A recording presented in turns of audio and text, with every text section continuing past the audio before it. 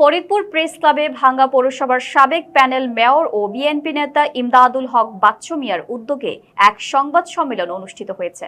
ফরিদপুর থেকে senior reporter মাহবুব চিশতি জানান, 2021 সালের মাসুদ হত্যা মামলায় তাকে ও তার পরিবার ও সমর্থকদের জড়িয়ে রাজনৈতিকভাবে হেয় প্রতিপন্ন করার অভিযোগ এনে এই সংবাদ সম্মেলনের আয়োজন করা হয়।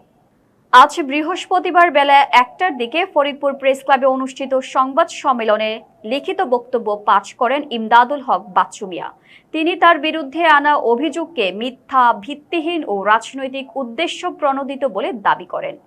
লিখিত বক্তব্যে তিনি বলেন, 2021 সালে ভাঙ্গা পৌরসভার গজারিয়া এলাকায় আওয়ামী লীগের অভ্যন্তরীণ কোন্দরের জেরে মাসুদ রানা নিহত হন। ওই হত্যা মামলায় তাকে, তার পরিবারের সদস্য ও সমর্থকদের আসামি করা হয়। তবে এই হত্যাকাণ্ডের সঙ্গে তার বা তার পরিবারের কোনো সম্পৃক্ততা নেই বলে দাবি করেন তিনি। এরই প্রতিবাদে তিনি সাংবাদিকদের সামনে নিজের বক্তব্য তুলে ধরেছেন।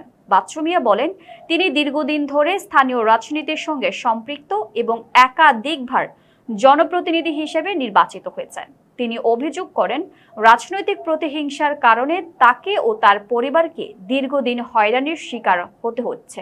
এমনকি তার বাড়িঘর বা ব্যবসা প্রতিষ্ঠানে হামলা, লুটপাটের ঘটনাও ঘটছে বলে তিনি দাবি করেন।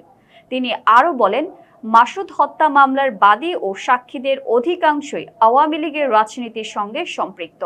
তাই মামলাটি রাজনৈতিক উদ্দেশ্য করা হয়েছে বলে তিনি মনে করেন।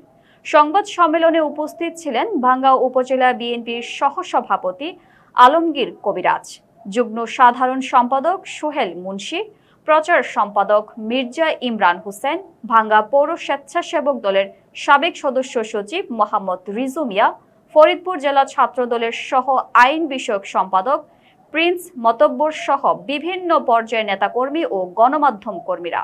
গজারিয়া গ্রামে আওয়ামী লীগের নিজ দলীয় কোন্দলীয় নিহত হন মাসুদ রানা। উক্ত মাসুদ রানা হত্যা মামলায় আমাকে, আমার পরিবারের সদস্যদের ও আমার সমর্থকদের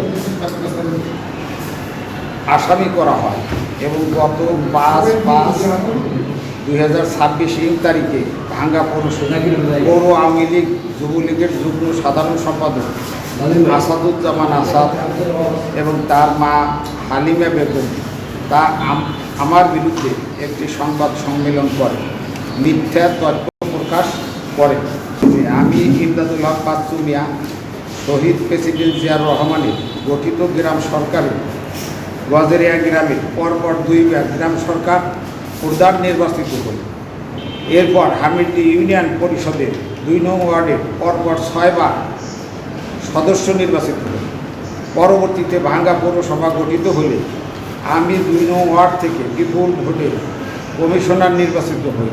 আমার এই দীর্ঘ রাজনৈতিক জনপ্রিয়তা ঈর্ষান্বিত হয়ে ফ্যাসিস্ট আওয়ামী লীগের দোসর ফরিদপুর 4 আসনের সাবেক সাংসদ মুজিবুর রহমান নিক্সন এবং প্রত্যক্ষ